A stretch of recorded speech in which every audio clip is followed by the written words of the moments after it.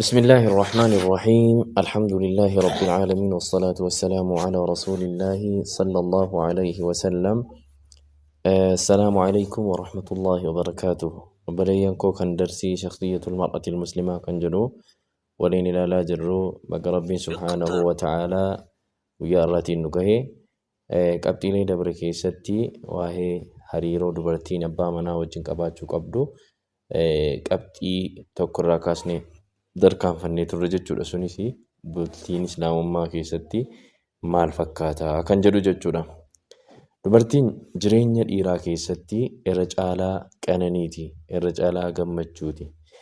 Gammachuu sana immoo akkaataan isiin itti uumuu dandeessuun uummachuu dandeessu. Irra caaltuu qananii jireenya dhiiraa keessatti ta'uudhaaf maal barbaachisa kan jedhu qabxiilee muraasa waliin ilaallaa jechuudha. Sunis inni jalqabaa tokko dubartiin tokko fakkeeyfa takuunu almar'atu khayra mataa'i alhayaat irra caaltuu qananii jireenya akkamitti dubartiin tokko ta'uu dandeessi kan jedhu haadaa maa satubayyinu anhu as-safhaatu taaliya. Fuulli as deemaa jiru kun kitaaba kanarraa kana ibsaa jechuudha. Tokkoffaan tahsiinu ikhtiyaari zawji jalqaba irratti bultiitti seenuun dura bultiidhuma sanaaf nama ta'uu filachuu filannaa bareechuu jechuudha. Filannaa gaarii. Filannaan ati filattuu ilaalcha namaa garagara ta'uu danda'a. Filannaa gadi bu'aa ta'uu danda'a. Filannaa jiddu galeessaa filannaa filatamaa ta'uu danda'a jechuudha. Kanaaf filannaan gaariin isa kami kan jedhu waliin ilaallaa jechuudha. لقد كان من تكريم الإسلام للمرأة أن أعطاها حق اختيار الزوج. Islaamummaan gaafa kabaja dubartiidhaaf kennu abbaa manaa filachuu mirga guutuu kenneefi yeroo jirutti kabajee jira jechuudha. Zabana dur keessatti dubartiin tokko ofiisiitiin nama barbaadutti heerumtu, nama barbaadutti maatiin heerumsiisa jechuudha.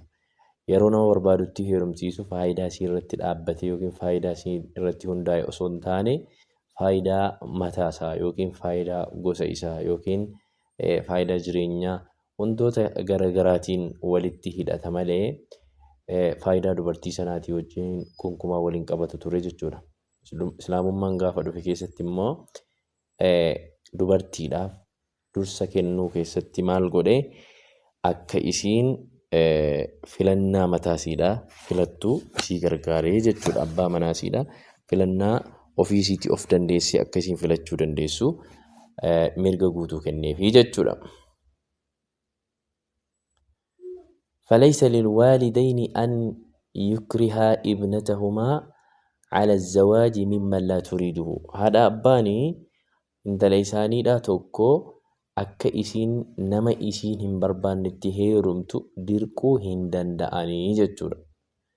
والمرأة المسلمة تعرف هذا الحق mirga kana yookiin dhugaa kana dubartiin muslimaa guutumaan guututti beektii jechuudha. Akka islaamummaan dubartii haadha abbaan dirqamaan kennuu akka hin dandeenye akka inni dhorkee jiru ni hubatti beekuu qabdi jechuudha.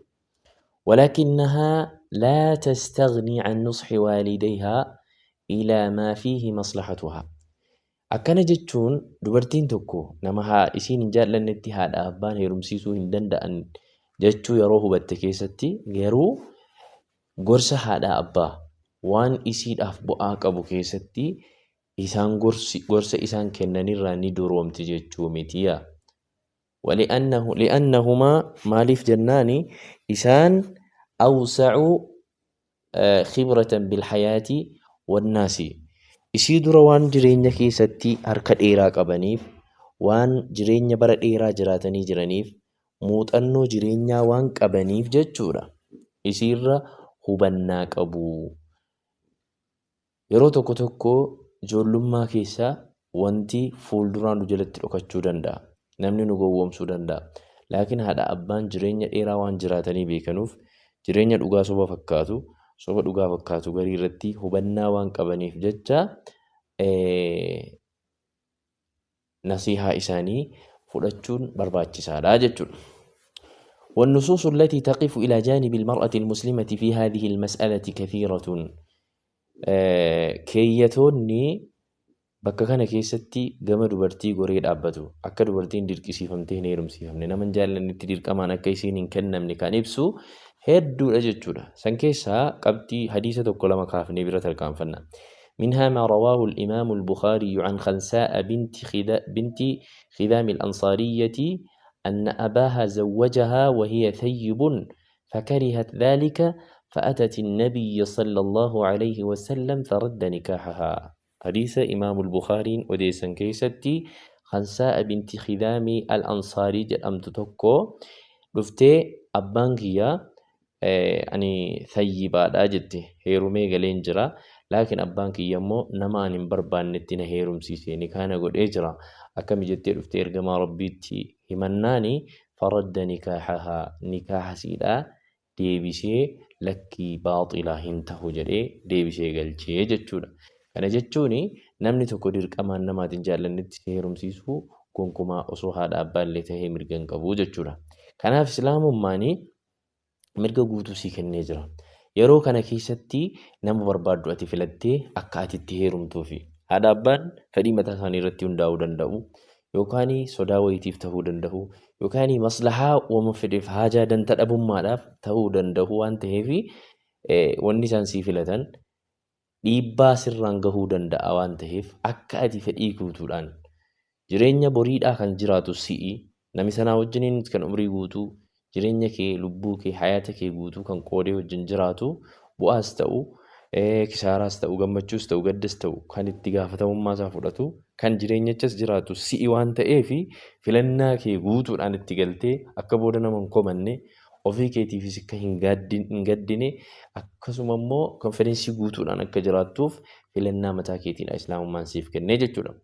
Kanaaf egaa walil mar'atil muslimatil waaciya dubartii muslimaa kan waa hubattuu taateef hadyi diinihaa alwaaciyati hadya diinihaa kan qajeelfama diinsiidhaa hubattee fi maqaayiisuha saa'ibatu alhakiima fi ikhtiyaari zawjii dubartii muslimaatii fi kan diin hubattee jirtuuf qajeelfamni ergamaa rabbiidhaa maqaayiisuhaa waan isiin ittiin waa madaaltu mizaanni isiin ittiin jireenya isiidhaa madaaltu qajeelfama ergamaa rabbii lafa kaa'e kanaa jechuudha.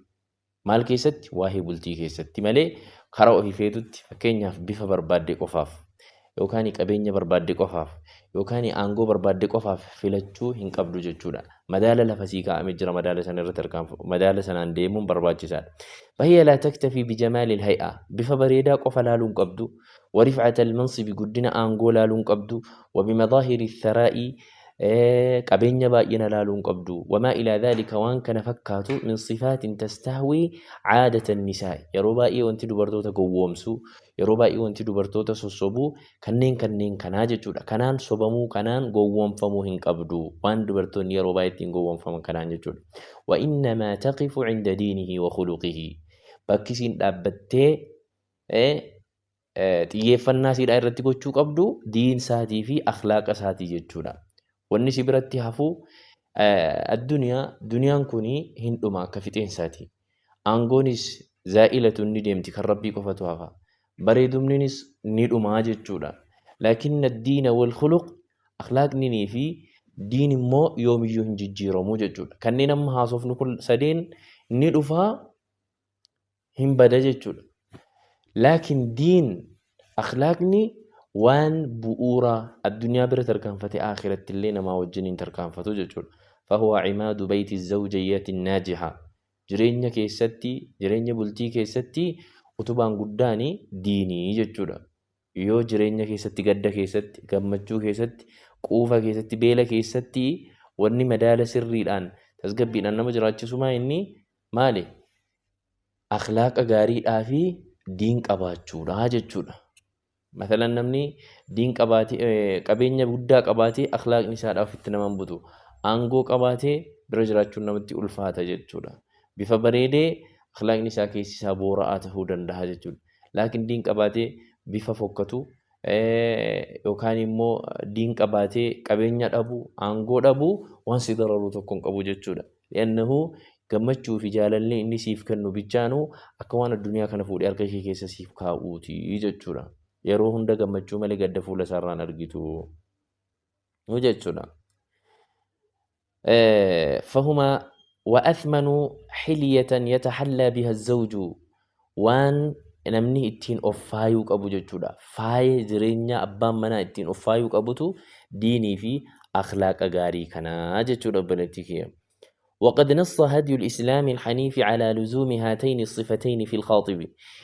نما دفيسي هاسعة كيستي كم كان أتدرسوك أبدو كان جدو كي يني قرآنا لفسيف كايدر كي يني حديث هذا. فقال رسول الله صلى الله عليه وسلم إذا خطب إليكم من ترضون دينه وخلقه فزوجوه إلا تفعلوا تكن فتنة في الأرض وفساد عريض. رواه الترمذي وحسنه الألباني.